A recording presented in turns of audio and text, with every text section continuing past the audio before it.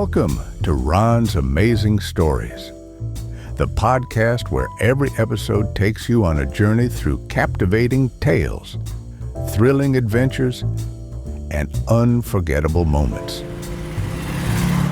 It's amazing. From heart-pounding mysteries to inspiring true stories, we'll bring you narratives that spark your imagination and keep you on the edge of your seat.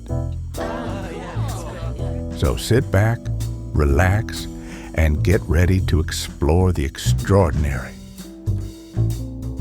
Because with Ron, every story is an amazing story.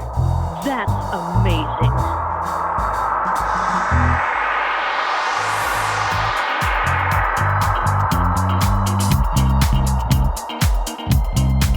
It's that you say. Hello and welcome to the podcast, the place where old-time radio lives on, one story at a time.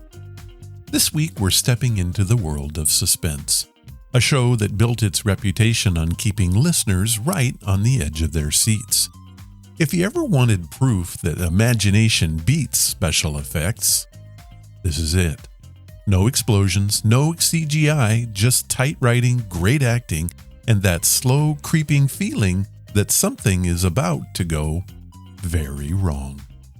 Now, in this one, Suspense did something a little different. They paired the cast and characters from the series The Adventures of Sam Spade with their show. Sam, that hard-boiled private detective with a sharp tongue and sharper instincts, was made famous by the character actor Howard Duff. And of course, you can't talk about Sam Spade without tipping your hat to the Maltese Falcon, the case that defined him. A story of double crosses, shady characters, and one very famous black bird. Tonight's episode brings these worlds together in a way that feels like it shouldn't work, but somehow does beautifully.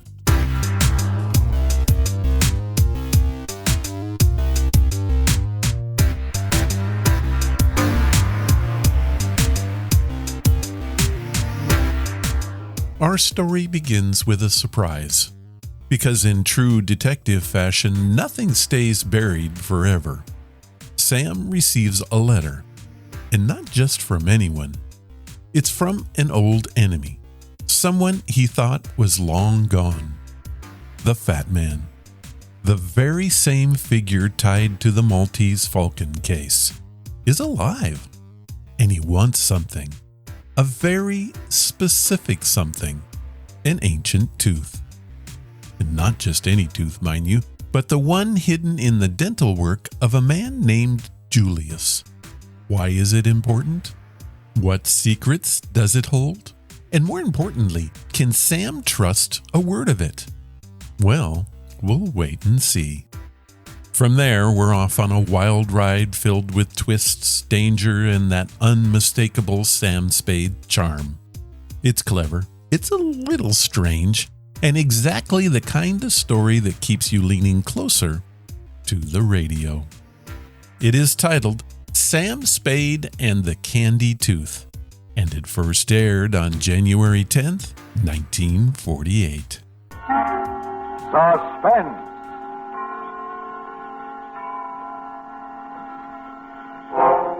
An hour of suspense now, a full 60 minutes at this time, and with the distinguished actor-director Robert Montgomery as your host.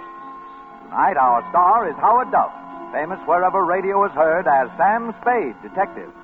And as Spade, he will appear in The Candi Tooth, a suspense play produced, edited, and directed by William Spear.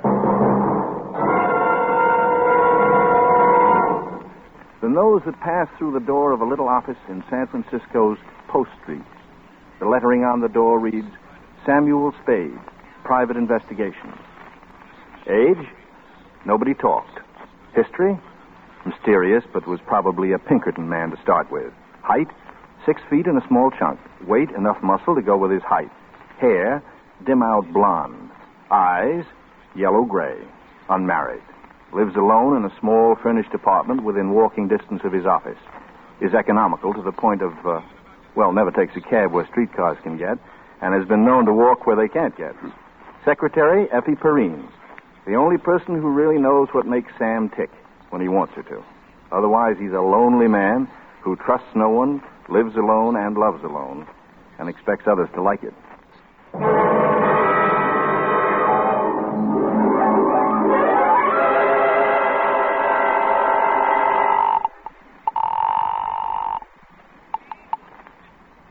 Sam Spade Detective Agency. Wake up, Angel. You're home in bed, not at the office. Huh?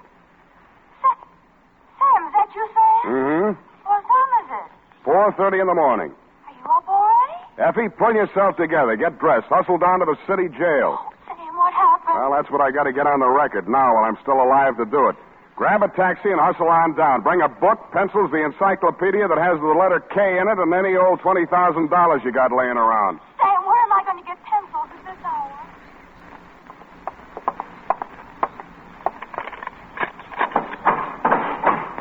Oh, Sam. Sam, I hurried just as fast as I could.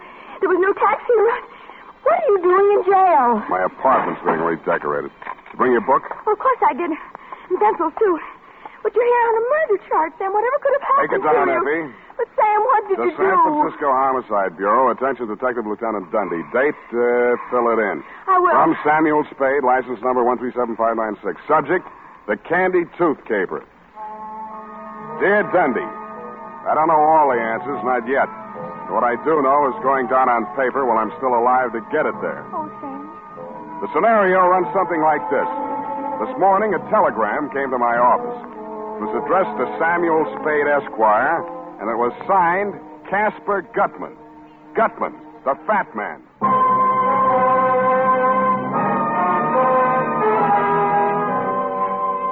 So far as I knew, Dundee, when you closed your books on the Maltese Falcon capers 7 years ago, Gutman was entered as dead. First, I thought the telegram was somebody's idea of a joke. But when I read it through the second time, I knew it was no joke. There's nobody else who thinks or talks or writes like Casper Gutman. My dear Mr. Spade, you will no doubt receive with mixed emotions the news of my imminent reappearance in the city of the Golden Gate. Hence the companion dispatch of a telegraphic draft in the amount of $1,000, which you are free to convert into coin of the realm. This trifling sum, sir, is merely a token of my esteem for a man of many resources and nice judgment. And for it I do not require any specific service. However, if you feel so disposed, sir, you are free to accept my considered advice in the matter of an invidious pair of rogues. To wit, one Lawrence Laverne, DDS, and or Hope Laverne, whose charms and aliases are far too myriad to enumerate in this necessarily abbreviated communication. Should either or both of these persons approach you, beware the hidden tooth. Believe me, sir, they are untruthful, unreliable, and totally devoid of all moral sensibilities. I count upon you to make no commitments to them or anyone else until you have heard my proposition. This I hope to lay before you when I arrive in San Francisco this very evening. Dear Joel, send regards. I remain your obedient servant, Casper Gutman.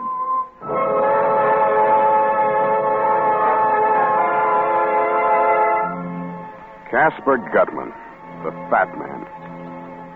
I know, Dundee, you figured I didn't get hurt much the last time I tangled with Gutman over the Maltese Falcon. But that's because you didn't know Bridget O'Shaughnessy as well as I did. As well or as warmly. Well, I figured if Gutman was still in the land of the living, let him come. This time I wasn't going to get hurt in any way. There couldn't be two Bridgets. Nevertheless, I ate a can of spinach, which I found on Effie's desk. Then I sat down again, facing the door. Nothing much happened for almost 10 minutes. I was still trying to dig the meaning out of Gutman's double talk, and I'd gotten about as far as his warning about a hidden tooth when Effie ushered a man into my office. Mr. Spade. Well, I must say that you are indeed a pleasant surprise, but pleasant. You've said it. What can I do for you? My name is Laverne. Lawrence Laverne. How do you do? I shall spare you the tiresome details and plunge right into the problem. Oh, dear. At the Hotel Royal George, there is a mildewed cretin, but mildewed, registered as Mr. Herman Julius. Oh, a really frightful person. Very frightful, huh? Oh, the kiss of death's apartment. The only thing about this creature that has any charm is a 4-toothed lower bridge in his right jaw. Now, Mr. Spade, I want you to get that bridge for me. I'm sorry. It sounds as though you're saying I want you to get that bridge for me. Precisely. Mm-hmm. Why? Because he refuses to pay me for it. You're, a dentist? I prefer to regard myself as a dentist sculptor. I created this bridge for Mr. Julius with infinite pains. And now he refuses to pay me. I ask payment, and he accuses me of acting without charm. Mr. Julius wouldn't happen to be a very large, fat man? Oh, contraire. Skin and bone. Well, Mr. Spade? I'm afraid you come to the wrong man, Mr. Laverne. What you want is a lawyer to sue him. Sue him? Months of legal wrangling? Oh, no. Oh, no. I intend to be vindictive about this. I am by nature a very gracious and charming person. But now let him beware.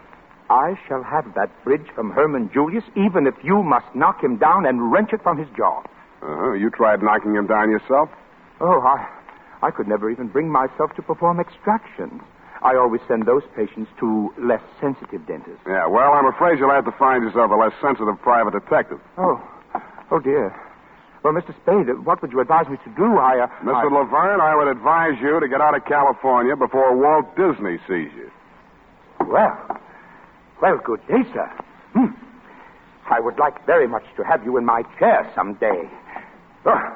Might teach you some manners. Beware the hidden truth. Hello. Hello. Please sit down, Miss... Thank you. Laverne.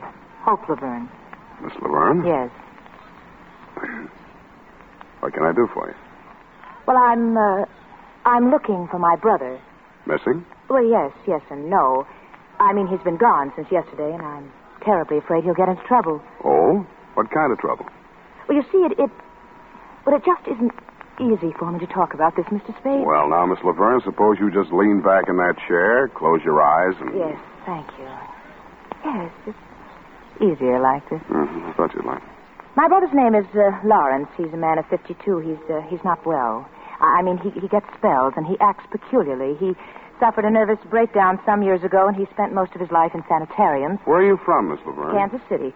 During the past year, Larry was in a rest home in Palo Alto, and I arrived 2 days ago to take him home. Yesterday morning, Well, I don't know how it happened, but he's gone. These spells you mentioned, what are they like? Oh, well, he assumes different personalities. His favorite seems to be that of a dentist. He becomes obsessed with the thought that he's done some work, a bridge or something, for someone who refuses to pay him. He'll walk up to a perfect stranger and create a scene. He's been arrested a few times, nothing serious, public nuisance.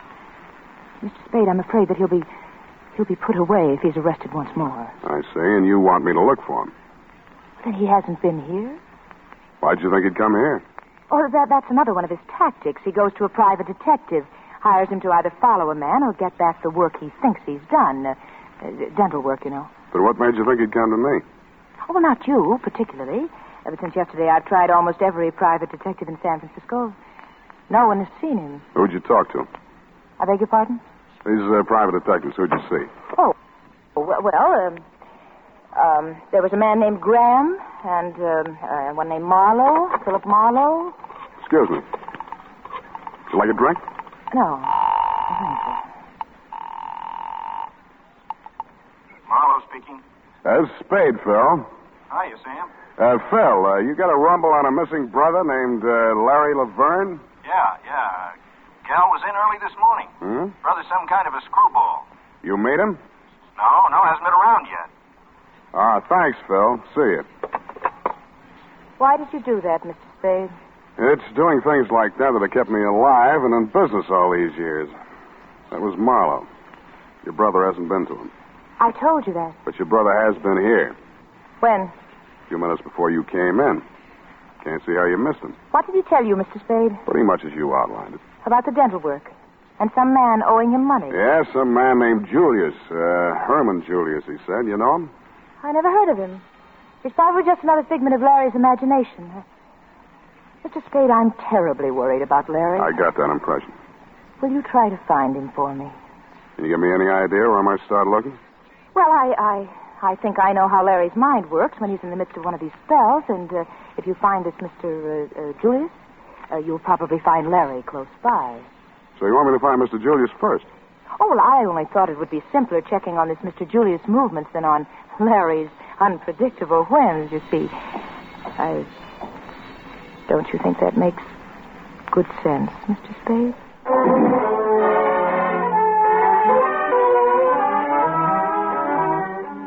Miss Laverne told me she was staying at the Pickwick Arms, and I said I would call her if I found her brother, and she said, thank you very much, and I said it's nothing, just part of the day's routine, and then she kissed me and left. After lunch, I strolled over to the Royal George Hotel. Duke, the housekeeper, gave me a rundown on Mr. Julius, a quiet, nervous little man who'd sealed himself up in his room for 2 days, eating out of room service. I didn't have any trouble finding the hacky who'd driven him away when he checked out. He gave me the address, and 20 minutes later, I was mounting the front steps of a greasy rooming house on Sacramento Street. I twisted the rusty bell on the door, and a long, sharp nose that could only belong to a landlady stabbed out at me. What you want? I'm looking for a man named Herman Julius. Don't have no Julius here. Well, maybe he gave some other name. A little skinny guy with a foreign accent. You the Lord? Take me to his room. Oh, no, wait a minute. No. Well, step inside. Up the stairs. He home? Never seen him go out. Ain't but one door. Watch that step second from the top. It's busted. Don't want no lawsuits. It's the third. Said he was a refuge. The Nazis was after him. Another fight. Never knew he was in a tangle with the Lord. Smell that? Certainly do. Cooking in the rooms. I got a rule, too. Sneaking electric plates, they do. Runs up the bills. Buzzards. There's his room. Mr. Julius! Mr. Julius! Mr. Julius, you second there? They drink, some of them. Them that don't cook in their rooms, they drink. Get DT, some of them. Oh, go on in and get him. I don't want no part of it. Holy shit. I didn't see who it was right away. His face was the color and consistency of crushed strawberries. I helped him up and over to the wash basin in the corner of the room. With his face washed, he looked a little better, but he still looked like Larry Laverne. Oh, am I ever glad to see you? I thought it was them coming back to kill me. Did you find Julius? No. Got away, the wretch, down the fire escape as I came in. Who did this to you, a big fat man? To tell the honest truth, Mr. Spade, I never even got a good look at him. He was all over me before I... Julius, what's in his bridge work? I'll tell you everything, but please, first, let's get out of this horrid room. Oh, it smells like cabbage. Larry Laverne was tougher than he looked. After the going over he'd gotten, you or I would have been hospital-bound, Dundee. But he did a late take. We were on the way back to his hotel, walking toward Market, when he crumpled in the middle like a sack of flour. I grabbed him and held him upright, looked wildly around for somewhere to park him. We were standing in front of a newsreel theater. I bought 2 tickets and piloted him inside. We sat down. I undid his clutch on my arm and concentrated on the screen. The subject that followed the football game was some big Oriental celebration somewhere in India or someplace. A very fancy parade with white elephants. Candi, Ceylon, the famed white elephants of the Orient get their annual airing as crowds of devout Buddhists gather to do homage to some of the strangest relics in the modern world. Here in Candi, the Mecca of the Buddhist religion, pilgrims gather from near and far. Indian Rajas, Burmese officials, and Chinese dignitaries in ceremonial dress prostrate themselves before the jeweled casket containing the most sacred object of the Buddhist world, legendary relic of Buddha himself. As the Orient goes wild in jubilant celebration, temple dancers of Candi perform for the crowned heads of the Orient. Take me out of here.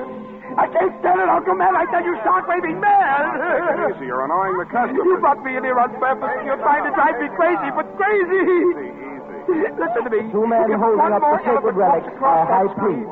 If that man says that one word, Candi, just once more, I won't be responsible. I tell you, I won't be responsible. All right, Larry. Take me out of here. But at the end. Now you got me doing it. Come on, let's get out of here. Ceremony, indeed.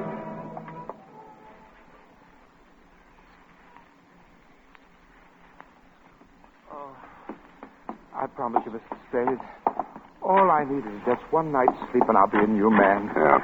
Why, I haven't even dared to take 40 winks since I arrived in this town for fear those monsters might murder me in my bed. Yeah, I know. It's tough. Sit down. So this is your apartment? That's what I laughingly call it. Living room, bedroom, icebox. Here, have a drink. Me too. Oh, thanks. Oh, did I ever need that? Help yourself to the bottle. I don't touch alcohol as a rule, but after what I've been through... Well, now, drink all you like. You deserve it. Oh, thank you. Well, I hardly know where to begin. It's all so strange. And there I was in Lisbon, Mr. Spade, the only English-speaking dentist worthy of the name in the entire diplomatic colony. Well, you must have read in the papers about Dom Constantino's tomb being violated. It was the scandal of the season. Oh, it's so horrible, Mr. Spade. I just can't talk about it. Here. Try a little more of this. Settles the nerves. Oh, I just don't know how I can ever thank you. Ever since I hit this berg, I've been feeling like the forgotten... Pardon. Man. Yeah, you were saying something about a tomb being broken into. In Portugal, this was? Yes. Well, you know, the draft board just took one look at me and... I know what you mean. So I just stayed on in Lisbon and... Well, you know how people gossip, having patients of all nationalities and all that. Yeah, I get it. Between the Nazis and the Allies, you were quite a social line. Oh, now, wait a minute. Don't get the idea I was a spy. Oh, no. But sometimes people had things that could be hidden in a hollow tooth, and like that, bridge work, you know? I think I told you I'm not so much a dentist as a dental artist. Mm-hmm. Well, that fat Mr. Gutman brought me this tooth, you see. Gutman? Yes, Mr. G and that Joel Cairo person that was with him. Well, they brought me this tooth. Oh, a horrid yellow old thing, practically a fang. They wanted it put in Mr. Julius' fridge. Paid me £1,000. Can you imagine? Then when I learned what they had done, well, it made me positively ill. This practically sacred old tomb in the cathedral, they'd broken in and literally torn out a piece of his jawbone. Whose? Why, Dom Constantino's. And who's Dom Constantino? Oh, the Portuguese viceroy. It didn't hurt him any. He's been dead 500 years if he's dead a day. Oh, dear. I'm as tight as a tick.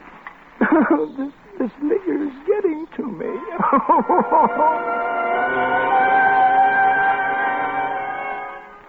And it was. I thought he'd open up some more, but I overplayed the bourbon. Half a bottle later, he passed out. I flopped on the sofa and tried to get some sleep for myself. But my dreams kept getting in the way. I had newsreel dreams in Technicolor.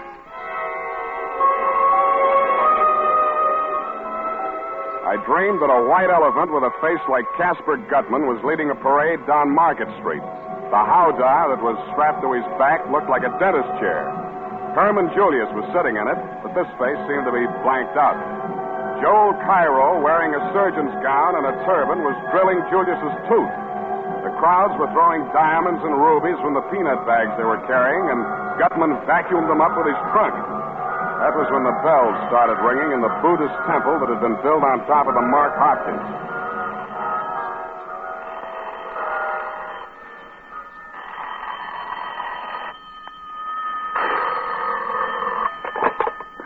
Yeah. Mr. Spade.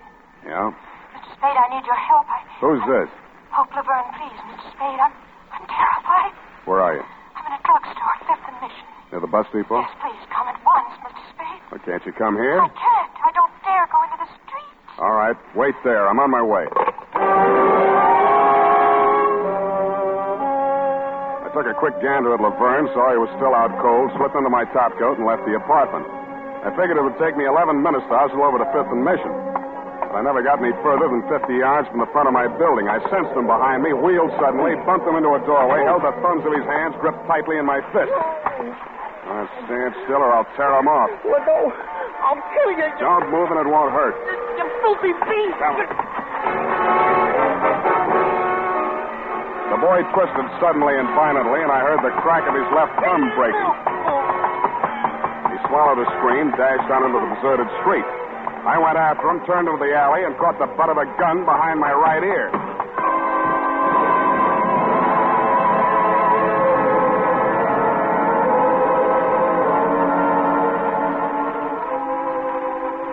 I don't know how long I was out, but I do know I came to at least 3 hours too soon. I needed much more rest. I opened my eyes, steadied a swaying ceiling, and then I heard his voice. Well, sir, this is indeed a jolly reunion.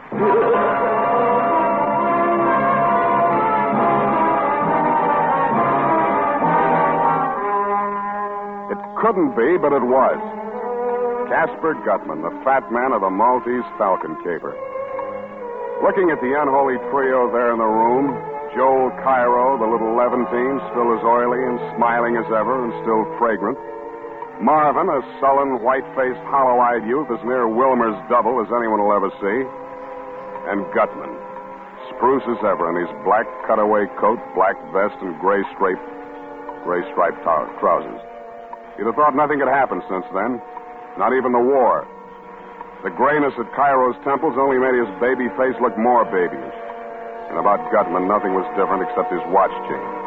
A curious jewel-encrusted ornament dangled from it, shaped like a claw.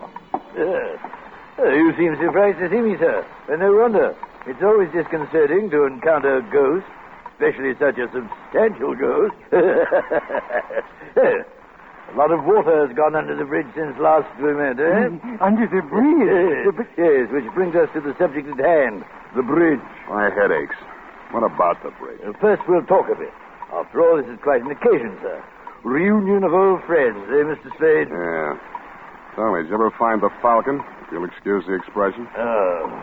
Your eyes are resting on all that remains of that fabulous bird, sir. Yes, that trinket on his watch chain. All that remains of the Maltese Falcon. Well, mark you, sir, what part of it survived. The claw. You believe in omens? Right now, I'm ready to believe almost anything. Indeed, sir. Well, no need for dissembling. We're old and wise, I trust, in the days of the Falcon. Suffice it to say, the unsavory and bloated object which the police dredged up from San Francisco Bay and identified as myself was some other poor soul.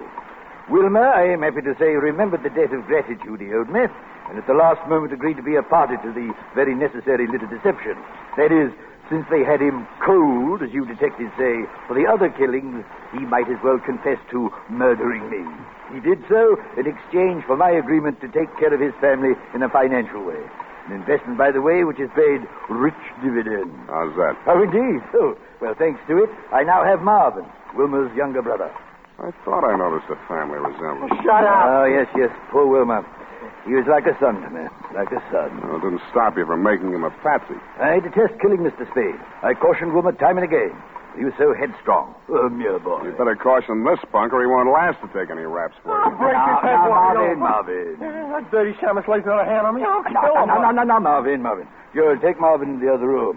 Explain to him that Mr. Spade and I are very old friends. Casper knows best, Marvin. Come with me. And now, no nonsense, you two now. I'll kill him.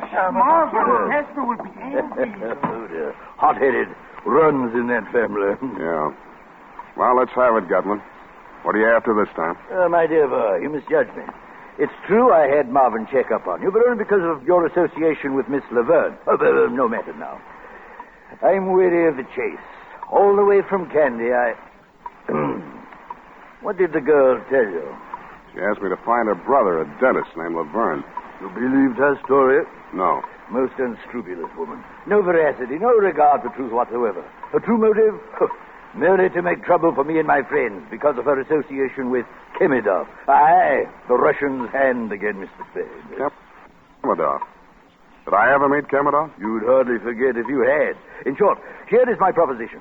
Another $1,000, coin of the realm, sir, for which you will refund whatever money Miss Laverne gave you and send her packing. The bidding starts at $10,000. Ooh. You drive a hard bargain, Mr. Spade. Very well. I'll meet your turn. I told you the bidding starts there. And where does it stop? Half or whatever the caper nets you. I deliver Julius, you do the rest. Well, between you and me, Mr. Spade, I'm not as affluent as I once was. The Falcon pretty well wiped me out financially. Considering the time and money I've already invested in trying to track down the weasel Julius. What's in Julius's bridge worth? And if I don't choose to tell you? Then it's no dice. Think it over, Gutman. Either I'm in all the way for half, or I deliver Julius to the other outfit. And that is your final dictum, sir? Take it or leave it. Either you're in or you're out. Good night, Mr. Spade. I trust you will call me on the telephone when you reach your diggings and tell me that you've changed your mind. No hard feelings.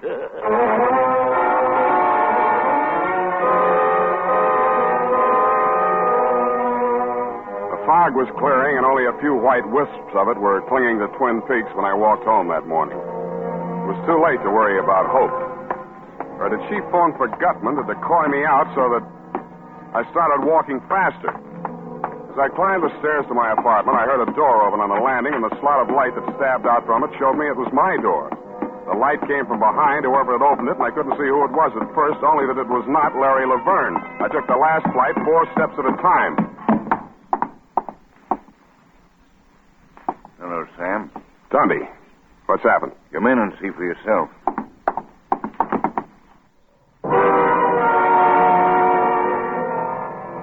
Well, I saw for myself. I wish somebody else had seen for me.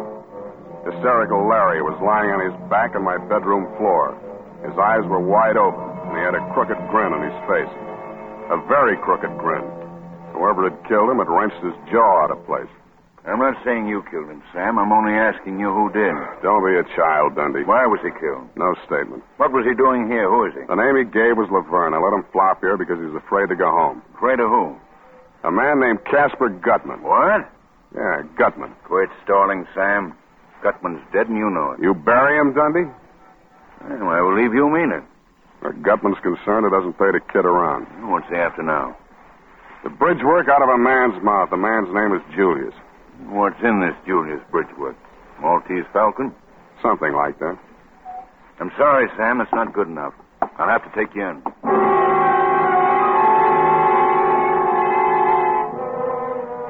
So you took me and you booked me. Bail was set at $20,000. You saw to that. You figure there's only one operator who'd put up that kind of money to spring me, and that's Casper Gutman. I hope you're right. Period. And the first part, at least, of Sob Story. But Sam, what is in Herman Julius's Bridgeworth? Laverne told me it was a tooth Gutman stole out of a skeleton in an old Portuguese catacomb. What's so valuable about that? I don't know. Could be a jewel inside of it? No, it's not Gutman's kind of game. Besides, the thing that made poor Laverne blow his top in that newsreel theater was something more like an elephant tusk. Oh. Where's that encyclopedia? Did you bring it? Oh, yes, I did, Sam. Yes, I did. Wasn't I smart? Look it up. Look what up? Candi with a K. Oh. K, can. Oh, here it is. Candi. Hey, nothing. City. Capital of Central Province of Ceylon, located near the center of the island north. Spare me the geography. Well, the railroad from Colombo. Noted for its waterfalls and stuff. Yeah. The city surrounds an artificial lake and is sacred to Buddhists for its temple of Maligawa, which enshrines the tooth of Buddha brought, according to legend... What? Let me see that. Well? Let me see. It's sacred to Buddhists for its temple of Maligawa, which enshrines it. Effie. What's the matter, Sam? The tooth of Buddha. Sam, you don't think that's what's in Herman Julius's Bridgeworth? If it was, Gutman would be after him. But how did he get to Portugal? If it did, Gutman's the man that could track it down. Sam, you sure of that? No, Angel. No. The only thing I am sure of is this. When the Maltese Falcon laid an egg, it hatched a flock of vultures, and they're all circling right around my head. Well, cheer up, Sam. You won't be in jail long. I'll bring you a cake with a file in it. Angel. No, devil's food.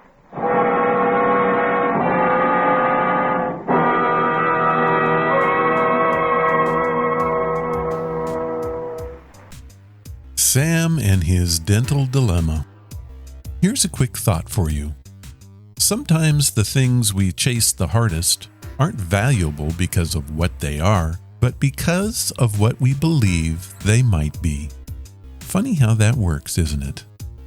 All right, let's get back to the story.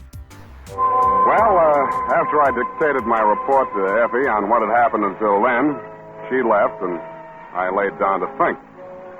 Lieutenant Dundee and I had agreed that I should spend the night in the pokey. He figured that the 20G bail would draw only one man to put up that much moolah to spring me, Casper Gutman. Along about 9 in the a.m., the turnkey unlocked the door of my cell. I followed him out to the desk. The $20,000 were there, but no sign of benefactor, benefactress, or Samaritan of any type. The bond was in my name.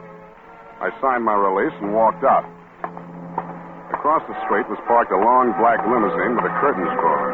I started for it when a voice at my elbow checked me. Your Senor Spade. See. I'm Don Constantino de Braganza. It's I who have put up the $20,000. Is that so? Well, thank you. Now, why? I desire a service. My card, Senor. Don Constantino. Wait a minute. Yes, you seem to know the name. Yeah. For a guy who's been dead 500 years, you don't look too bad. Oh, thank you. You are referring, of course, to my illustrious ancestor, Don Constantino, the first Portuguese viceroy of India, who indeed had been dead since the 16th century. It's on his behalf I speak to you now. What can I do for him? Restored the tooth which was wrenched from his skull by a pack of unspeakable ghouls who violated his tomb in Lisboa. You think they're in San Francisco? Let us not be naive, Senor. The contemptible little dentist, Laverne, was killed in your apartment. Therefore, you must know the whereabouts of the other ghouls. I know so many ghouls, Senor. You'll have to be more specific. I refer to a fat pig named C. Gutman and an odorous little camel named J. Cairo, and most especially to a woman of the female sex by name H. Laverne. You want them or the tooth? Both. Not one without the other. No, it'll take a little time. They haven't got the tooth. You know where it is? In the bridge work of a man named Julius. Oh. That then explains the dentist and the diabolical manner which they employed in smuggling the tooth out of Lisboa. Now, you go on home and you stay there until I call you, huh? Senor, I respect your judgment. Thank you. You will find me at the Hotel San Rafael, and for your retainer, you may consider the $20,000 bond as due. Wow. Adios, senor. Adios. Be careful crossing streets. Adios. Adios. Adios. Adios, Don Constantino. Adios. Yeah, adios. Adios. Adios, yes. Spade. Sam, get in. You, got a hack license, Miss Laverne? Oh, please don't, Sam. I know this car's ridiculous, but I don't dare use taxis or be seen on the street. What did that man tell you? What happened last night when you called me from the bus station in such a panic? Why didn't you come? I went to see the fat man. You saw Gutman? Did he mention me? You didn't make that call last night to get me out of the apartment so that somebody could get in and kill Laverne. Oh, Sam. Then why did you call? Because I found Herman Julius, and I'm driving you there now.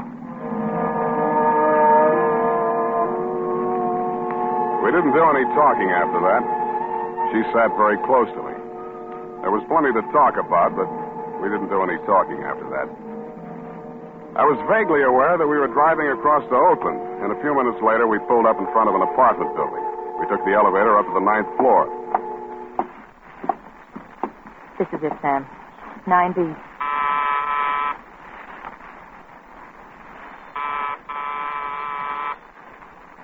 Nobody home. Oh, he's in there, Sam. I know he is. Mr. Julius. Mr. Julius. Who is? There's no Julius here. That's his voice.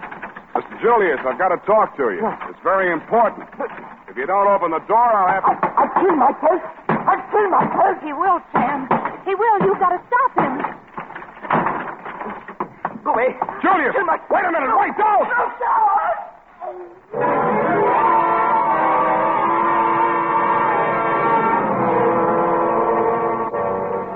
It was the 9th floor he started from. Poor, frightened little Herman Julius was dead on arrival. By the time we made it downstairs, the street was cluttered with cops. I grabbed Hope by the arm, hustled her around the corner to a rented limousine, and told her I'd call her later. My next stop was the fat man himself.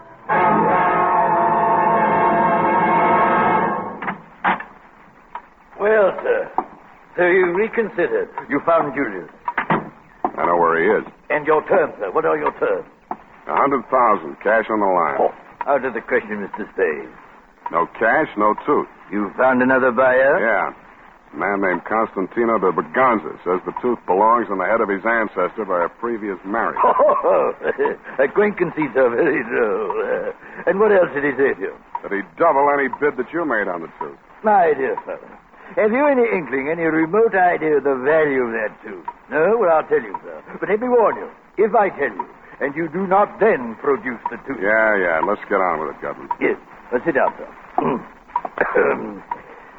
How much do you know of the 16th century history of the Orient? Well, enough to fill that tooth with. Capital joke, sir. I shall give you a little more. Enough, say, to fill an elephant tusk.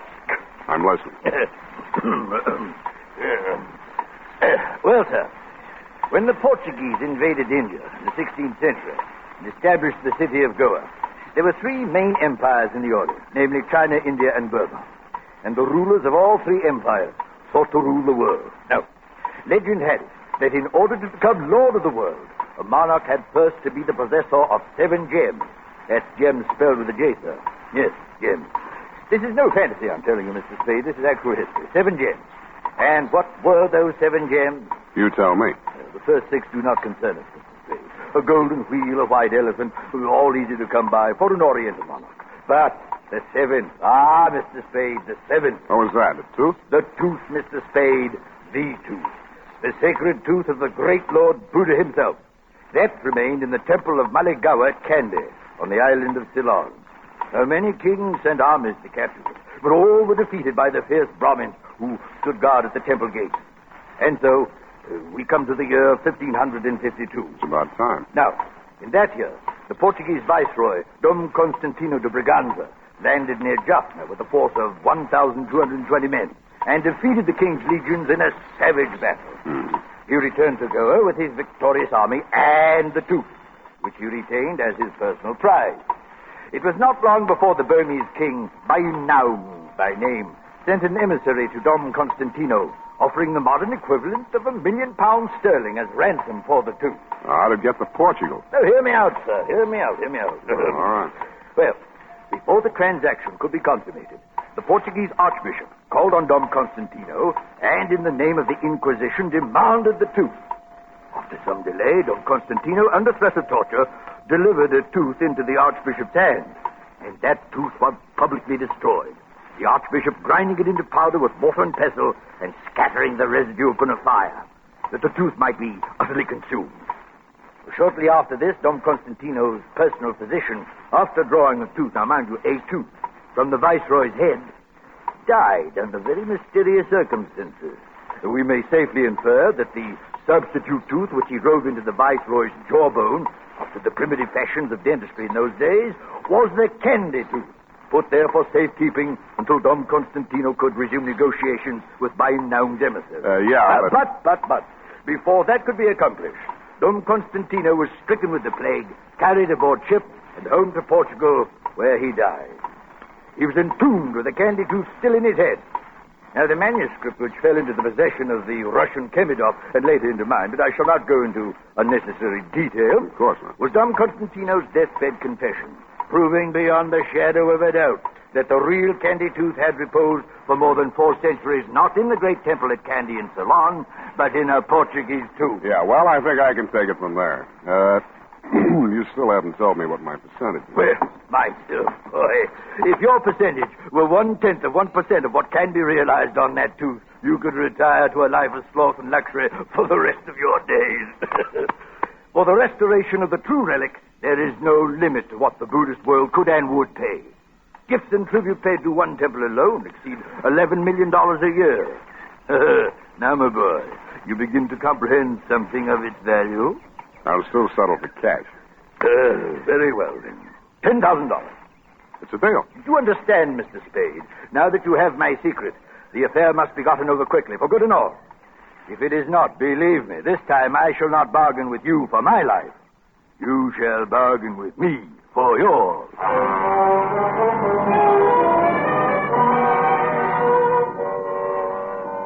After I left Gutman, I called you, Dundee, and found out by a clever ruse where Herman Julius's body had been sent. You told me. Then I hustled on over to the mortuary. As I walked in, a hushed young man wearing a hushed cutaway and a hushed expression greeted me. Good evening, sir. I'm Converse Etheridge. Can I be of service? Thank you. I've come to pay my last respects to an old friend. Can I be alone with him for a few minutes? His name? Julius. Herman Julius? Oh, yes. His widow is here, sir. Mrs. Julius. His widow, huh? Yes, she's inconsolable. Perhaps, as a dear friend of the departed, you might give her words of comfort. Please go in. Thank you. A little woman in black was sobbing quietly to herself. She turned around when she heard me come in. Her eyes lit up with hatred, and suddenly she grabbed something from her pocketbook and held it at me. It was a .45, and her hand was shaking. Yeah, this time I will do it. Always before I didn't have the heart. Always hating bloodshed. But this time, this time. Nick, Frau Julius. Freund. You are not one of them. No, I'm a detective. I want to punish the people responsible for your husband's death. Yeah, I believe you. This gun, I was going to follow poor Herman. There didn't seem to be any reason for going on. Tell me something about yourself and your husband, Mrs. Julius. It's an old story now. Years of separation in different concentration camps. Bribery. Then my children and I, we were finally released. Came to this country. After 2 years, Herman wrote us from Lisbon. We knew soon he would be with us. But even though the war was finished, they had lost. Still they went after Herman Julius. He knew the Nazis were behind him all the time. And even here, in this country, he did not dare come to me. Mrs. Julius, you see, those people that followed your husband this time weren't Nazis. They weren't even after him. They were after something he was carrying. In Lisbon, didn't he go to a dentist named Laverne? Oh, yeah. And didn't Laverne put an odd-shaped tooth, kind of yellow, into his bridge work? Yeah. So he smuggled the Candi tooth out of Portugal, and he never even knew it. Oh, well, it does not matter now. Oh, Herman is dead. Surely they will leave his poor broken body in peace. I doubt it very much, Mrs. Julius. No, surely they will. That's why I want to make a request of you. You see, others have died besides your husband because of this thing. More will die unless you do as I ask you. Oh, to stop terror. Any terror. I will do anything, Mr. Spade. Anything you say.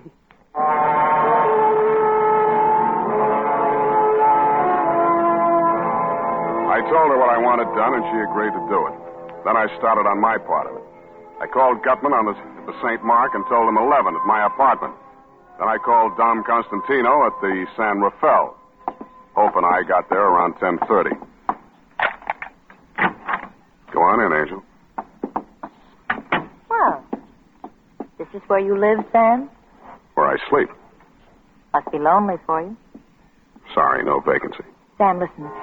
There's so much I want to tell you about myself. I'm listening. Well, listen.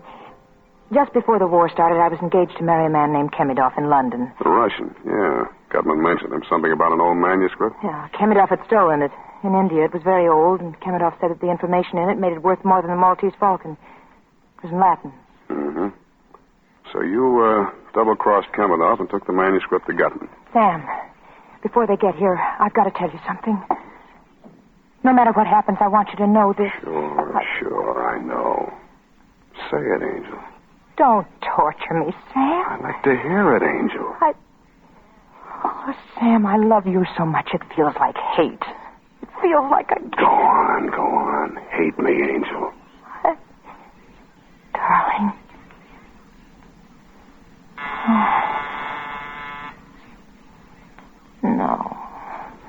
No, don't answer it, Sam. Relax, Angel. You'll be okay. Sam? Yeah? Only you, Sam. All I want out of... Only you. Just stay on third, Angel. I'll bat you home safe. You you see, sir, I'm a punctual man. Come on in, Gutman. Look, the same apartment, the same colors, everything the same. Yeah, the same rat race, Cairo. Hello, Marvin. Killed anybody since lunch? You want me to give it a shaman? Please, Marvin, no unpleasant talk. Mr. Gutman, please tell Marvin. In here, gentlemen. Yes, Marvin. Mr. Spade, I'm sure, regrets the unfortunate... Well, and what have we here? You all know the lady? You see, Mr. Gutman, you see, I told you. Now he's dealing with her. Oh, this is... Shut up, you hear me? Shut up. Don't talk just like that. I'm jumpy. I don't feel good. I don't know why. You shut up, too. Always fighting, violence, unpleasantness. I am getting too old for this. Now, Mr. Spade, to the business at hand. You have the truth. I want some answers first. Did you have our dentist friend Laverne killed? No. Did Marvin kill Laverne? No. Cairo? No. Nobody killed Laverne. He died of old age. Have you asked the little lady there? Sam. I gotta ask you, baby. Oh, Sam, how could you? Answer me. No, Sam, you know I didn't. Well, it doesn't matter. I got my pigeon picked to take the fall. I don't feel so good. Now, Marvin, retain yourself. No violence. Well, sir, That's it. Sit still. I have a package from the Avalon mortuary for Mr. Spade. Oh, hello, sir. Yeah, let's have it. Mrs. Julius said to tell you... Yeah, thanks. Well, Gutman, this is it. This little package. The Candi tooth. The tooth, at last. Give it me, sir. Give it me. Oh, Mr. Gutman, it's all over. We've got it. We have. Come, sir, no more teasing. Put those fat lunch hooks down before I chop them off. I rather thought this wasn't all. What now, sir? I told you there was another bidder. And here he is.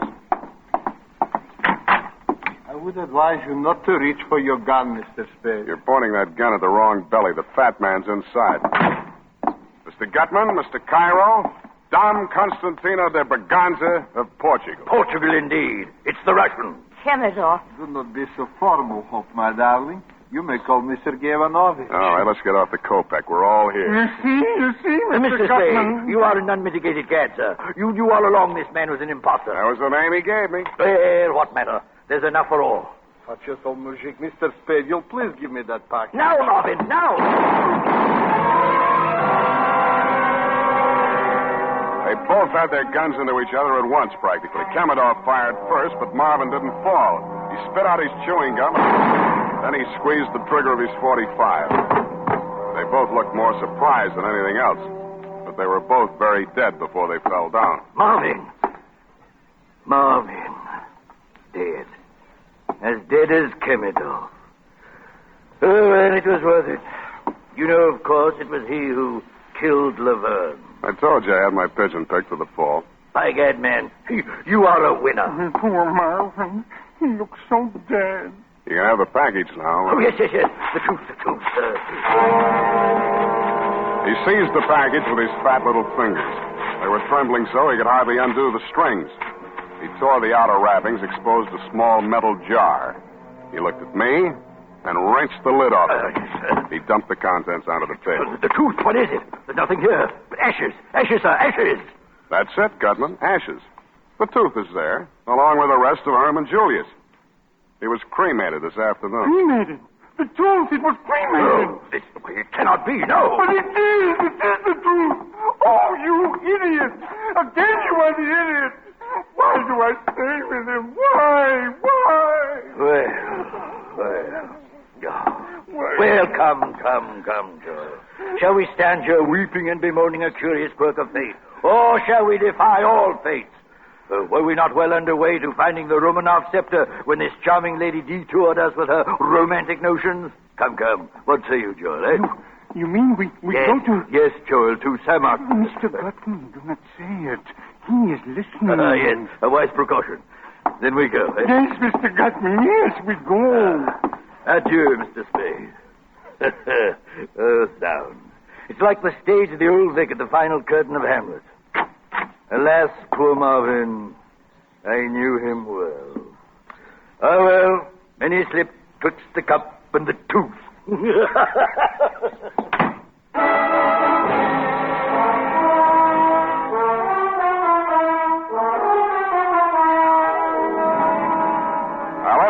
Mr. Montgomery. I knew there was nothing on them that Dundee's boys could make stick. I thought twice before I let Dundee take Hope Laverne, but we both agreed it was the smart thing to do. And what do you suppose Effie said when I said, period, end of report? Oh, Sam, for once you came out ahead. $20,000. Oh, just think of the things we can do. Pay all the bills, the years spent on the office, have that awful old leather chair reupholstered, and new ribbon for my typewriter. Effie, about that typewriter ribbon. Well, maybe I can get along on this one for a while, but, Sam, I do think we should get my mother's earrings out of Moisha's pawn shop. Effie, I know this is going to be a terrible blow to you, but... Sam, what did you do with the $20,000? I put it up for bail. Bail? Yeah. But that was the $20,000. And you're released so you get the money. It's very simple, Sam. You just go down and ask them for it. Effie, you see, you don't understand these things. Now, bail is a very complex legal technicality. You see, you put up a bond, and then you... Sam, how much was the bail for Hope Laverne? Yeah, that's what I mean, Angel. Oh, Sam, you're such a child. You'll never see her again. She was just using you. I'll take it, Effie. Hello? Angel. Hello, kitten. Sam, I'm free. Shall I come over? Well, I'll always be waiting for you, kitten. Me too, Sam. Kitten, indeed. C-A-T. Kitten. What's that, Angel? Oh, forget it, Sam. I just get carried Can't figure away. me out, eh, Angel? Well, I'll tell you.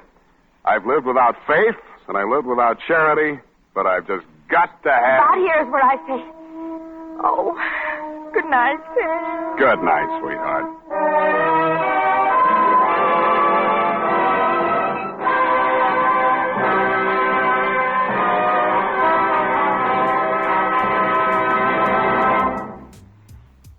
Well, that was something special.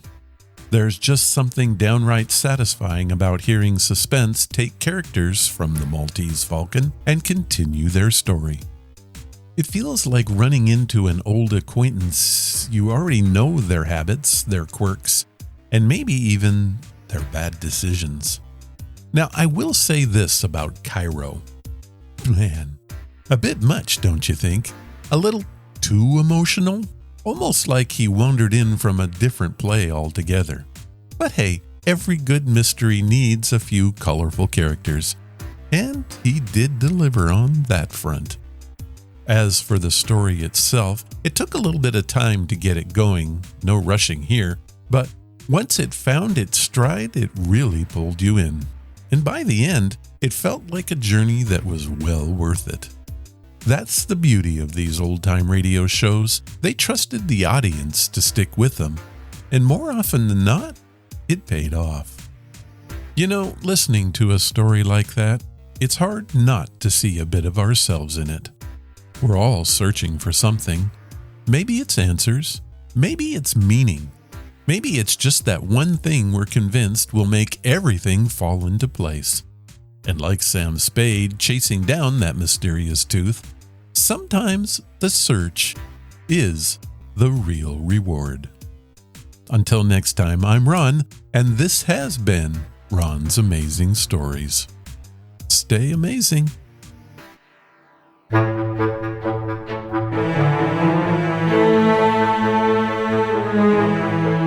That was episode number 732, and it was brought to you by Audible. Head to audibletrial.com/Ron's Amazing Stories and get a free audiobook today. You help the show if you do it. Thank you, Audible. If you want to follow the podcast or the blog, head to ronsamazingstories.com. There you will find any of the links that I mentioned and how to contact us. Do you want to help the show? The best thing you can do is to tell your friends all about us and leave reviews and comments wherever you listen.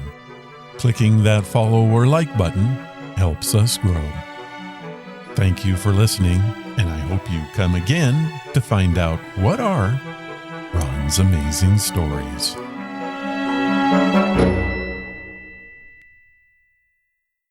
All of the vintage audio used in the podcast is believed to be in the public domain. Ron's Amazing Stories does not own the rights to any of the old-time radio used here. If you hold the rights to any of the shows played, please contact us immediately at ronsamazingstories.com.